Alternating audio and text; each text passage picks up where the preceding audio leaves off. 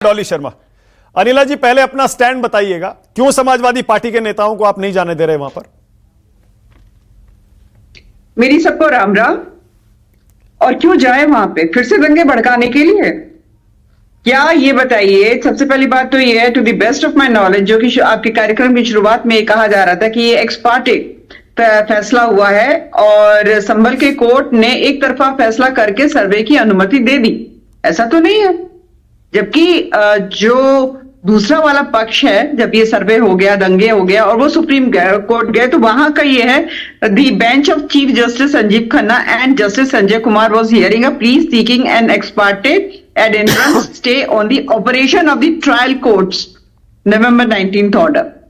तो सबसे पहली बात तो मैं एक चीज यहाँ पे कहना चाहती हूँ कि अभी मैं सुनील जी को सुन रही थी, संविधान की गुहार लगा रहे थे। ये वही राजनीतिक दल है जिसने संविधान के पीछे खड़े होकर मासूम जो कार सेवक थे उनको गोलियों से भून दिया था। जब पूछा गया कि भैया क्यों मारा, संविधान बचाने के लिए, यानी कि लोगों की हत्याएं कराएं संविधान बचाने के लिए। यह संविधान मुझे समझ में नहीं आता है।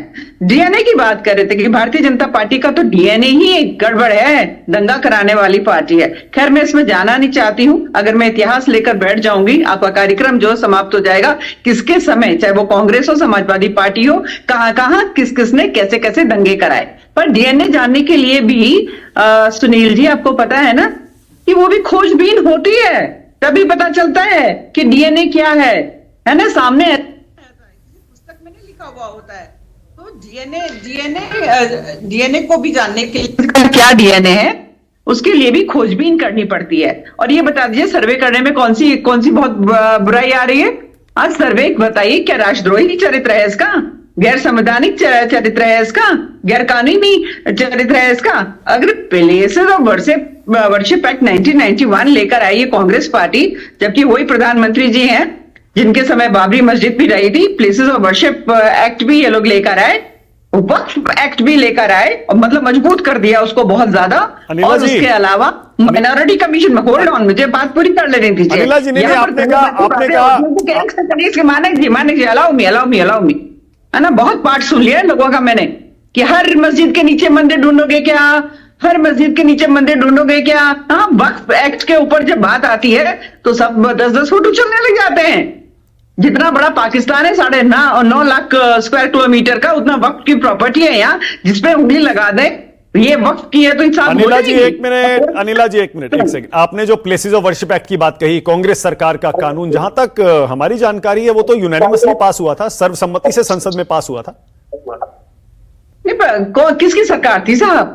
मेजोरिटी लेकर ही सरकारें चलती हैं ना। आपका stand places of worship act पर है क्या? अनिला जी सुनिए, आप एक चीज बता दीजिए। अनिला जी सुनिए ना, आप प्लेसेस ऑफ वर्शिप एक्ट पर सुनिए। अनिला जी देखिए, स्थिति साफ हो जाएगी।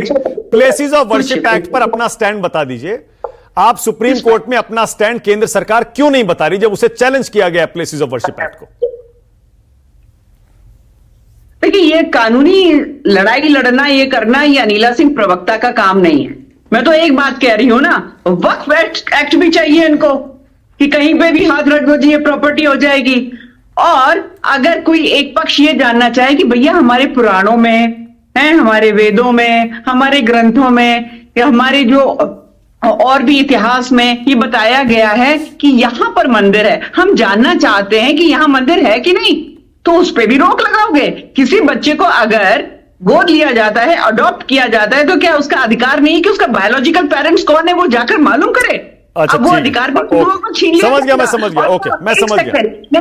Hold on, places of worship act religious character की बात करते हैं कि 15 अगस्त 1947 के समय जो रिलीजियस कैरेक्टर रहा है वैसे के वैसे होना चाहिए, बदलना नहीं चाहिए। तो जब 1947 में जब हमको आजादी मिली थी, अरे डेमोग्राफिक बैलेंस भी कर लेते हैं। डेमोग्राफिक बैलेंस के ऊपर तो कोई कानून नहीं बनाया गया है।